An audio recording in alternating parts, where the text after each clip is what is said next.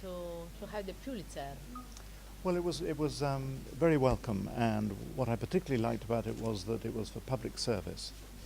So I think it went beyond a notion of journalism and into a statement about what Snowden was doing with the information, and the notion of sharing this with the public was a public service rather than just a piece of journalism. In a digital era, I think the sensible newspapers will see what other people are producing, because now everybody can publish.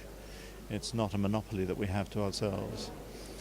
So I think the best newspapers will find the most valuable material that is being distributed, understand how in a digital age the sharing of information is changing, and then combine the best of what other people are producing with the best of what we can produce, because that way we can give a better account of what's happening in the world.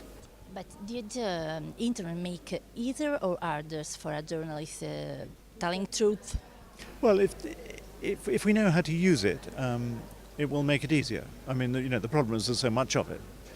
But in a way, the same thing that happens with the intelligence services. They have these giant haystacks and they have to find the needles. Well, that's the same thing that journalists have to find.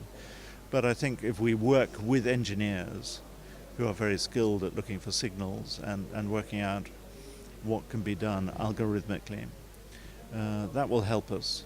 And some of it is down to human judgment. But I said this evening that by being open to the idea of someone like Glenn Greenwald, who's not a journalist, wasn't a journalist, and by taking him on board, we found somebody who was really expert.